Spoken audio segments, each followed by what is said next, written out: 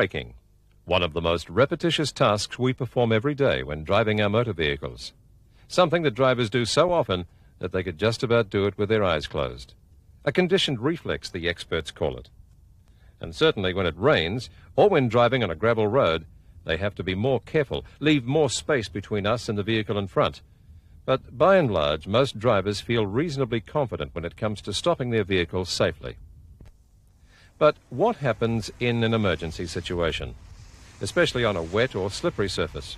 Most drivers just press down on the brake pedal as hard as they can and continue to do so until the vehicle comes to rest. And as we've just seen, this usually causes the wheels to lock, resulting in a loss of vehicle stability and steering control. Racing car drivers learn to immediately release and then reapply the brakes as soon as a wheel locks. It too is a conditioned reflex, but takes time to learn, and then must be practiced regularly to remain proficient. And it's because we're all not racing car drivers that anti-lock braking systems were developed. With an anti-lock brake system fitted to the vehicle, the driver can not only press on the brake pedal as hard as possible, no matter what the road conditions, but can also maintain a high level of vehicle control. It's just like having an invisible racing driver in the car, applying and releasing the brakes for you every time the wheel starts to lock, except that this one can apply and release the brakes between 4 and 10 times every second. But to better understand where the advantages lie with ABS, we first need to understand what happens between the tire and the road surface when a vehicle is accelerating, braking, changing direction, or doing a combination of any of the two at the same time. In order for the vehicle to accelerate, change direction, or stop, a tire must develop friction between itself and the road surface. We call the friction that is developed grip, and different types of tires develop different amounts of it on different surfaces. If a vehicle is accelerating, then all the available grip can be used to push the vehicle down the road. If, however, the vehicle is cornering, then the total amount of grip has to be shared. Some of it is used to continue to propel the vehicle forward, whilst the rest of it is used to make the vehicle change direction. When it comes to slowing or stopping the vehicle, we once again rely on the grip being generated by the tires on the road surface. And just as when we were negotiating a corner under power, the grip has to be shared when we apply the brakes whilst turning. The surprising thing about the generation of grip is that there has to be a certain percentage of slip between the tire and the road surface for it to occur. Looking at this graph, we can see that for virtually any road surface condition, the maximum amount of grip generated by the tire occurs when there is approximately 10 to 30% slip between the tire and the road surface. The only exceptions being loose gravel or snow, where the ploughing effect of a locked wheel builds a wedge of material in front of it, helping to slow the vehicle. What this slip means is that the maximum stopping rate is reached when the wheel is rotating at somewhere between 10 and 30% slower than the vehicle is travelling, no matter what the condition of the road surface may be. An anti-lock brake system achieves this by constantly monitoring wheel speeds and computing vehicle speed before and during braking, and then modulating the brake pressures to maintain this 10 to 30% slip during a maximum deceleration stop. With most systems, when the anti-lock starts working, the driver feels the pedal kicking back, indicating that ABS operation has been initiated. A noticeable exception to this being the Bendix LC5 system, fitted to EB and ED Falcon, which has internal valving in the modulator to prevent kickback. It is important to understand, though, that the system is only effective while the driver is pressing on the brake pedal, and even then, only when the system detects that a wheel or wheels are about to lock. A gentle driver that never encounters an emergency situation might never brake heavily enough to make the ABS work for the life of the vehicle. In this next section, we're going to look at the components that make up a typical anti-lock brake system and their functions. Whilst there are several different systems available on the market, and which on some specialist vehicles may have additional sensors installed to further refine ABS operation, the system discussed here is representative of what is fitted to the high-volume vehicles on the market today. However, before looking at the ABS components, it must be stressed that the vehicle still has all the components of a conventional brake system which function in just the same way as they always have. In the majority of cases, the ABS components are additions to the standard system, not replacements. The ABS system itself consists of wheel speed sensors, of which there are usually 4. An electronic control unit, or ECU, which may be separate to or combined with the hydraulic modulator and pump assembly. On some systems, there is also a specific master cylinder for ABS. However, all systems include additional hydraulic piping and electrical wiring, as well as a dashboard warning lamp. We'll start our discussion with the wheel speed sensors. These comprise of a sensor, which is usually fixed to some part of the suspension system, and a toothed sensor wheel, which is attached to a rotating member of the brakes or drivetrain, such as a brake disc or drive shaft. Although the fully sealed, non-serviceable hub design with built-in sensor is steadily gaining in popularity. A typical sensor consists of a magnetic core surrounded by a wire coil. As the toothed sensor wheel rotates, the tip of the magnetic core is alternatively aligned with a tooth or a gap. This causes changes in the strength of the magnetic field, which in turn generates an alternating or AC voltage in the wire core. As vehicle, and hence sensor wheel speed increases, so does the voltage and frequency of the AC signal, thus making the signal proportional to vehicle wheel speed. These AC signals are then sent via electrical cables to the ABS electronic control unit, which uses them to calculate vehicle and wheel speeds. The ABS electronic control unit, which constantly processes signals from the wheel speed sensors, calculates the optimum wheel slip for maximum braking, and then controls the hydraulic pressure delivered to the brakes by operating the solenoid valves housed in the modulator assembly. The modulator and pump assembly is hydraulically connected to the braking system between the master cylinder and wheel brakes. Solenoid valves, housed within the modulator, are operated by the ECU to constantly adjust the brake pressure at the wheels during braking to maintain the correct slip ratio. The pump, also controlled by the ECU, is used to return fluid released from the hydraulic cylinders during ABS operation back to the master cylinder. The master cylinder itself is still called upon to create the hydraulic pressure in the brake system for all normal braking situations. In most cases, the ABS system merely modifies this pressure when it's brought into operation. However, because many systems return fluid released from the hydraulic cylinders during ABS operation back to the master cylinder, certain internal modifications are made to enhance the master cylinder's reliability, thereby making it specific for ABS-equipped vehicles. As has already been mentioned, the hydraulic modulator assembly is connected between the master cylinder and wheel brakes, necessitating additional hydraulic piping. In a similar fashion, additional wiring is required to send signals and provide power to the ECU, and for the ECU to send signals to the hydraulic modulator. Due to the large amounts of electrical and magnetic interference existing in modern vehicles, some of the electrical cables may be specially shielded, and the routing of the ABS wiring loom is carefully chosen to minimize interference. Our final component in the system is the dashboard warning lamp. Due to the ABS being a primary safety system in the vehicle, the driver needs to be warned if, for any reason, the system has failed.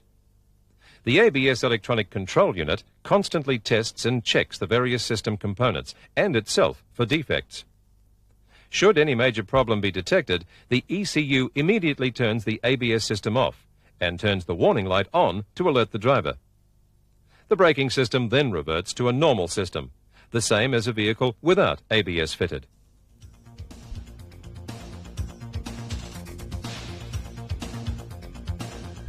Before we start on a description of how a typical ABS system works, we must first discuss some of the more common configurations when it comes to controlling the brake system.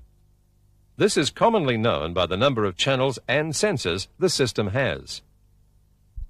The most common in rear-wheel drive vehicles is the 3-channel 4-sensor variety. This means that each wheel has a sensor, but the modulator only has 3 channels. This type of system controls the pressure of each front wheel individually, but regulates the pressure to both back wheels at the same time, so that as soon as one rear wheel starts to slow too quickly, pressure is held or reduced in both the rear wheels. Front-wheel drive, high-performance and luxury vehicles, including four-wheel drive vehicles on the other hand, may have four-channel, four-sensor systems fitted. As the name implies, these systems control all four wheels individually and may include additional sensing devices to further adjust hydraulic pressure to compensate for high lateral loads during cornering. At the low end of the market, we may encounter the one- and two-channel systems, which only control pairs of wheels, either fronts, rears, or diagonal pairs, and may come with up to 4 sensors. For the purposes of clarity, we shall only discuss what happens to one front wheel on a typical 3-channel system during ABS operation, using this graphical representation.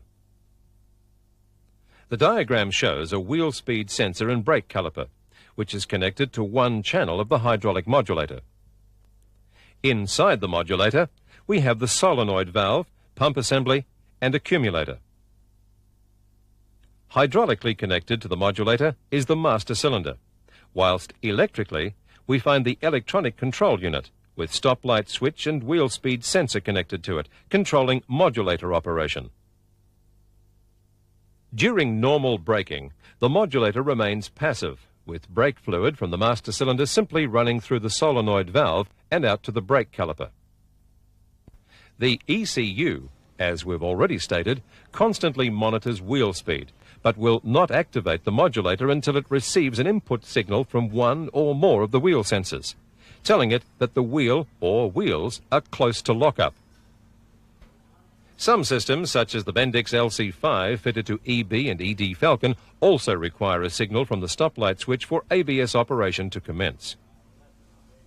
Upon receiving these signals, the ECU then allows current to flow to the solenoid, moving the valve assembly half its total stroke, effectively isolating the master cylinder from the caliper. Should the ECU continue to receive signals from the wheel speed sensor, telling it that the wheel is still slowing down at too fast a rate, it will then further increase current flow to the solenoid. This then moves the valve assembly to the second half of its stroke and connects the caliper to the accumulator circuit.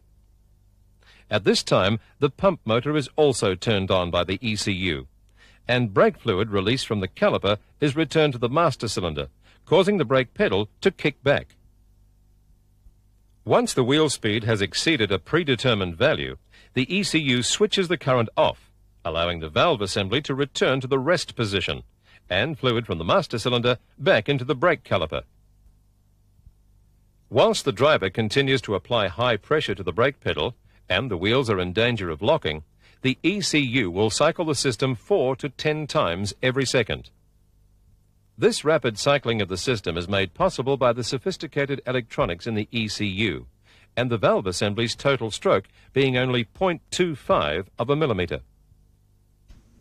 The operating cycle we have just described is typical of several of the more common ABS systems available on the market today. Other systems, such as that fitted to EB and ED Falcons, operate slightly differently. These systems, whilst having only a pressure-reducing and pressure-increasing mode, use the pump motor instead of the master cylinder to increase hydraulic pressure during ABS operation. Still other systems may use an hydraulic accumulator to store pressure for use during anti-lock operation. However, no matter what differences exist in modulator operation, they all still maintain wheel speed in a 10 to 30% slip range during ABS operation. Anti-lock brake systems are themselves virtually maintenance-free. However, there are normal servicing operations carried out on brake systems that require additional precautions to be taken with an ABS-equipped vehicle. In addition to these, the standard precautions which must be observed when working on any vehicle fitted with electronic components applies equally to vehicles fitted with an ABS braking system. These include making sure battery terminals are clean and tight, disconnecting the battery before charging, removing the plug from the ECU before commencing any electric welding on the vehicle, completely removing the ECU before placing the vehicle in a painting oven, and never disconnecting the battery terminals while the engine is running. Of the mechanical service operations, we shall first look at front disc removal. Because sensor to pulse wheel clearances are usually in the order of 0.3 to 1.3 millimeters, it's good practice to remove the ABS sensor before loosening the wheel bearing retaining nut, thereby avoiding the risk of damaging the tip of the sensor. When it comes to on-car machining, the sensor should still be removed, due to filings produced during the machining process being attracted to the sensor's magnetic head. The filings affect the signals sent to the ECU, which then interprets them as a fault, switching the ABS off and the dashboard warning light on. This is equally true for vehicles fitted with external pulse wheels on the rear axles when they are mounted close to the disc. If a sensor is removed or a pulse wheel replaced, such as when a new disc is being fitted, sensor clearance will have to be checked and adjusted to manufacturer's specifications. Wheel bearing adjustment is also important. Excessively loose bearings could cause the sensor tip to come into contact with the pulse wheel, damaging both. Also, while we're talking about pulse wheels, if you're replacing one, check that it has the same number of teeth as the one you took off. Commodore, for instance, uses pulse wheels with 48 teeth on independent suspension vehicles, but uses only 32 teeth pulse wheels on models with live rear axles. And finally, on the subject of sensors, some manufacturers recommend that the sensor be cleaned and a light coating of grease applied before it's replaced, so check the relevant service information before replacement. Turning our attention to master cylinders now, we must emphasize that it performs exactly the same function on an ABS-equipped vehicle as it does on one not equipped with ABS. So replacement procedures are exactly the same. The main difference lies in its internal construction, where we find a center valve that has been added to the secondary piston and the compensating port in the secondary circuit deleted. All PBR master cylinders use color-coded reservoirs to identify their correct application for the various braking system combinations within a model range. However, manufacturer specifications must always be checked for the correct application prior to fitment. The final service procedure we'll look at is bleeding. With Bosch systems, such as those fitted to Commodore and EF Falcon, there is no change in the bleeding procedure compared to non-ABS equipped vehicles. So the methods described in the second video in this series, spongy pedal diagnosis, will work equally as well with these systems. For the Bendix LC5 pumpback system fitted to EB and ED Falcon, and which does not use a specific master cylinder, there are two separate bleeding operations. The first is for normal periodic brake fluid changes as specified in the vehicle servicing schedule. This is once again the same as the bleeding procedure for non-ABS equipped vehicles, and therefore covered in spongy pedal diagnosis. The second bleeding operation needs to be performed when a new modulator is being fitted, or the old one has been removed whilst other repairs are being carried out on the vehicle. Because this system uses the pump motor in conjunction with an internal accumulator and sump to provide all hydraulic pressure during ABS operation, it retains a certain amount of fluid inside the modulator that only enters the hydraulic system during ABS operation. If the air inside the accumulator and sump is not removed when a modulator is fitted, air will be transferred to the main hydraulic circuits the first time the ABS system is operated. The bleeding procedure requires the use of some dedicated equipment, which allows the pump motor to be run and the internal modulator solenoid valves to be cycled. An assistant is used to operate the equipment and depress the brake pedal, whilst air is bled from the unit through these 4 bleed nipples. On those systems fitted with external accumulators, such as some Mazda and Honda models, extreme caution should be exercised with any operation involving the modulator. The accumulators maintain fluid pressure in some circuits of the modulator at more than 10,000 kilopascals, making the indiscriminate disconnection of pipes or opening of bleeder nipples on the modulator a dangerous undertaking. Manufacturer's servicing information for each individual system should be consulted before any work is commenced.